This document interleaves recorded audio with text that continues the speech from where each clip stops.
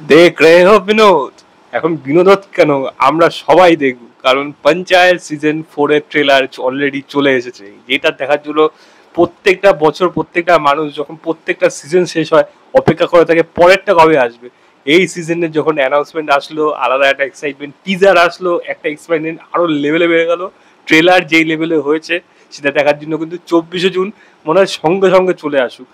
এটা স্ট্রিম হবে 24শে জুন, এবং যা আসছে এখানে গল্পের মধ্যে যা যা জিনিস হবে, এই পলিটিক্স, এই ইলেকশন, কারণ পরের বছর আমরা জানি সব ইলেকশন রয়েছে, এখানে রয়েছে বিভিন্ন জায়গায় রয়েছে, এবং তার সাথে পঞ্চায়েতের ইলেকশনটা কিভাবে জড়িয়ে রয়েছে, এবং এখানে লোককে ম্যানিপুলেট করার জন্য কি কি জিনিস করবে সেটাকে কি মজার হয়েছে।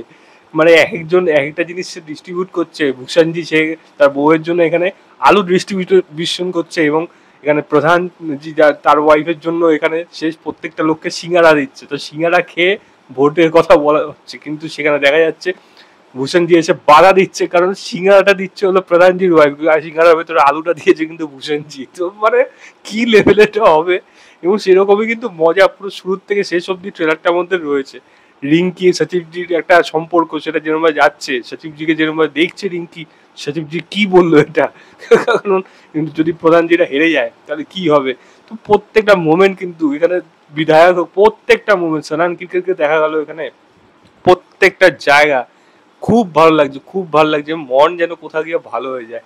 সেখানে আবার যদি বিনোদ যখন আসছে আবার পঞ্চায়েতে, এখানে পার্টি বদলের কথা আছে, মানে যা ইচ্ছা তাই হতে চলেছে এই কাজটার মধ্যে, এবং সেটা কিন্তু দেখার জন্য প্রচন্ড এক্সাইটেড থাকলাম।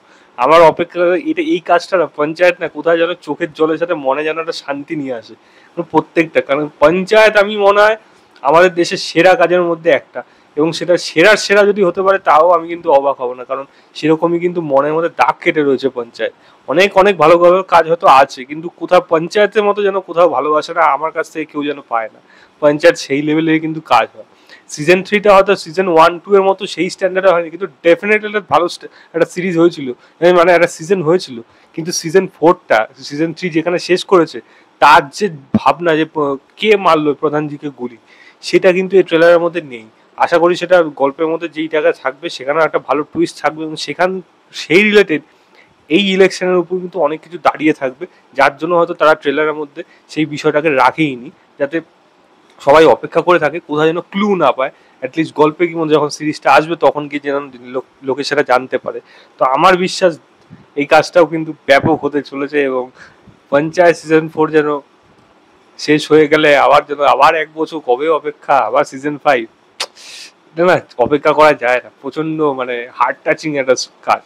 আমি লিঙ্কটা দিয়ে রাখছি ডেসক্রিপশনে, আপনারা অবশ্যই গিয়ে চেক করবেন, চেক করে জানাবেন আপনাদের কেমন লেগেছে। তো এই ছিল আমার overall trailer reaction of panchayat season 4। ভিডিওটা ভালো লাগলে লাইক শেয়ার, চ্যানেলটাকে অবশ্যই সাবস্ক্রাইব করে দেবেন। বাই।